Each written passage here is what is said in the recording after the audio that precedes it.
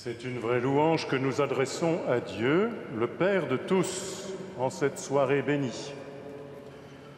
Nous avons été dans l'attente de ce jour depuis 5 années et nous y sommes. Nous rendons grâce pour ce chantier si incroyable, mené avec grande énergie, mais aussi grande volonté de toutes les parties prenantes de le faire réussir, pour la joie de tous à l'évidence, pour la satisfaction d'avoir relevé un défi inouï.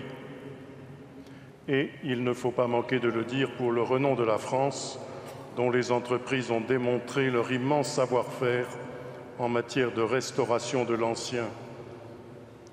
Une belle louange à Dieu qui nous a donné de rendre possible ce qui a priori ne le paraissait pas. Nous l'avons entendu dans le psaume.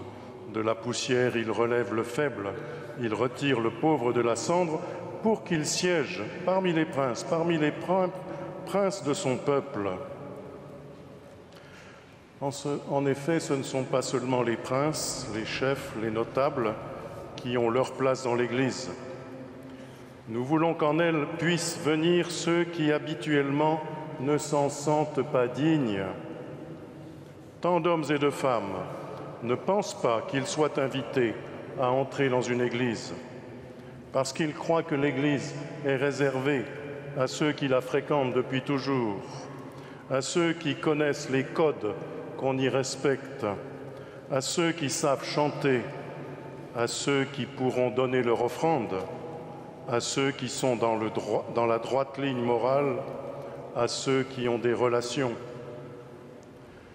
La pierre angulaire de cet édifice, puisque le mot « Église » est à la fois le nom d'un bâtiment et celui d'une communauté, c'est le Christ, comme le dit l'apôtre aux chrétiens de la ville d'Éphèse, toute jeune communauté chrétienne qu'il a vu grandir et se développer comme une belle fraternité de croyants.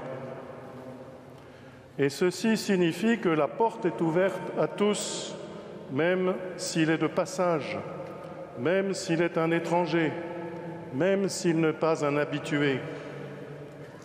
Ici, bien sûr, il pourra rester dans sa condition, ne pas devenir un fidèle du Christ et demeurer comme un visiteur qui trouve en ce lieu beauté, ravissement, recueillement, paix intérieure et sentiment d'une présence bénéfique, rassurante. Mais aussi le Christ lui ouvrira la porte de son cœur. Dieu a pris chair humaine de la Vierge Marie que nous honorons ici.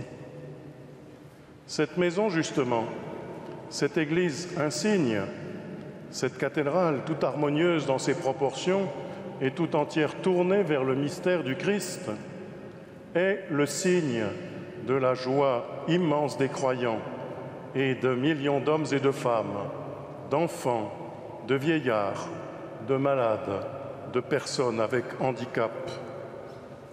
Cette Église, cette cathédrale qui parle à tant de monde, elle a traversé les siècles, gardant son identité bien reconnaissable.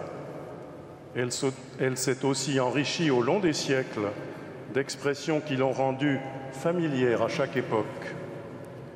Et par un mystère étonnant, elle a trouvé en notre siècle une renommée qui a justifié ce soin que nous prenons d'elle. Elle est comme un message qui traverse les époques et les frontières. Vous qui entrez ici, soyez bienvenus, que vous soyez chrétiens ou non, croyants ou non. La Vierge Marie vous tend ses bras, vous écoute et vous présente son Fils Jésus, à qui soit tout honneur et toute gloire, aujourd'hui et pour tous les siècles.